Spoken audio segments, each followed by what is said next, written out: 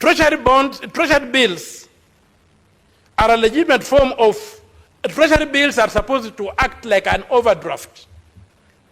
Where there's a delay by the treasury, by the KRA to submit enough money to government, the government should issue treasury bills to fill up the gap, but the treasury bills by law must be paid within 12 months. They cannot become a debt. Now, under the Public Finance Management Act, all borrowing must support a capital project, a development project which is defined. But you find that we are borrowing a lot of money on the domestic market without approval of Parliament. Where does this money go when it is not even budgeted for? Why are we borrowing this money? And it's running in billions of shillings. Madam Speaker, I wish our screens were working. I would have beamed my calculations onto that screen so that Kenyans can see how they are being scammed in the name of taking public debt. I've done a graph, and you realize one of the interesting things is that our debt spikes every time we have got a handshake. Well, which means that the mechanisms of oversight are lost. In every year when you have had a handshake, there's been a spike in reckless borrowing and reckless expenditure by government. I hope it doesn't happen today. It's just unfortunate that we cannot, I don't know whether we are allowed or not, but I would have loved to be projecting some of these figures on these screens that we have here, so that all Kenyans can see exactly how we are being messed up. And another painful thing is that the Ethics and Anti-Corruption Commission, which is all over demanding more powers and all that of you, has never audited our debt portfolio. I don't understand why they cannot just let the police, the economic crimes unit of the CID, do their work.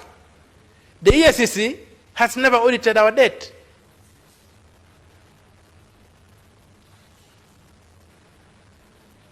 You find again, one of the things that has made our debt shoot up from 2014 is that Parliament amended the Public Finance Management Act to allow for money borrowed to be kept offshore, contrary to Article 206, which requires that all money borrowed must be kept in the consolidated fund. So they amended that, and at the discretion of the Cabinet Secretary for Treasury, they can borrow money and keep offshore. And that's one of the things that is really affecting us. When you look at the total amount of debt that we have borrowed, many people discuss it in terms of the actual figures borrowed. But if you factor in, Madam Speaker, you factor in the cost of the loans, and you factor in the interest on the loans, you get a shocking figure. Right now, we are standing at 18 trillion shillings when you take those factors in. Totally unsustainable for us. And I think in the last payment I've seen in this statement, and the projections of paying 1.7 trillion, 2.7 trillion in debt and what have you, those kind of projections are not good for this country. They're existential threats to this country. You cannot have a budget of, say, 3.7 trillion and spend 1.7 trillion repaying debt, and only 700 billion of the 1.7 trillion goes to paying off the principal, and 1 trillion goes to paying interest. That cannot work. It's going to sink this country. Another issue, Madam Speaker, that I would like to speak to is another form of debt that is not necessarily public debt, but it's a debt to the public in the name of pending bills. Pending bills, Madam Speaker, are a major scam.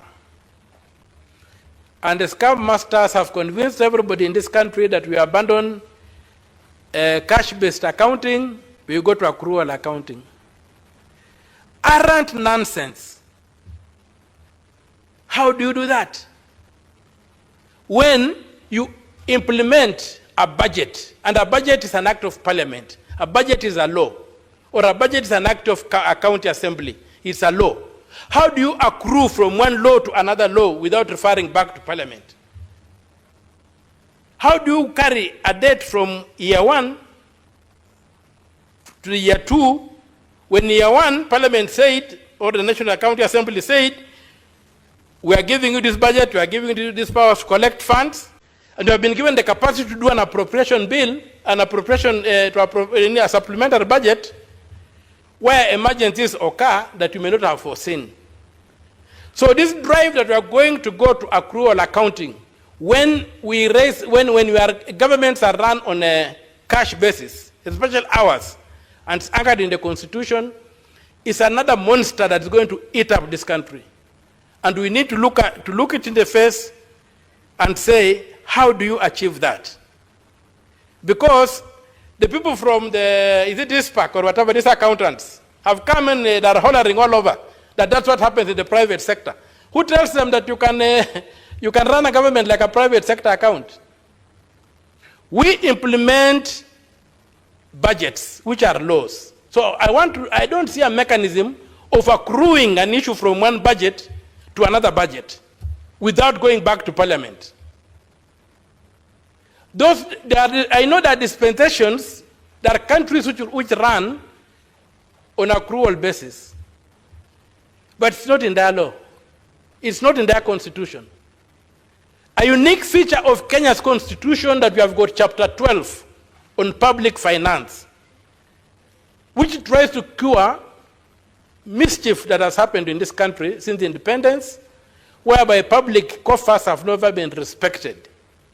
That's why we have that purely technical chapter in our constitution prescribing what should be done. So when we move away from that and say, so and so does it, so and so does it, so and so the majority are doing it, but what is in their constitution? Is it like ours? Why did we put in our constitution? What are we trying to cure? So, Madam Speaker, I pray that this House, and I'm aware that this House even made some very grievous decision, it passed a motion saying that pending bills will be a first charge on the county revenue fund.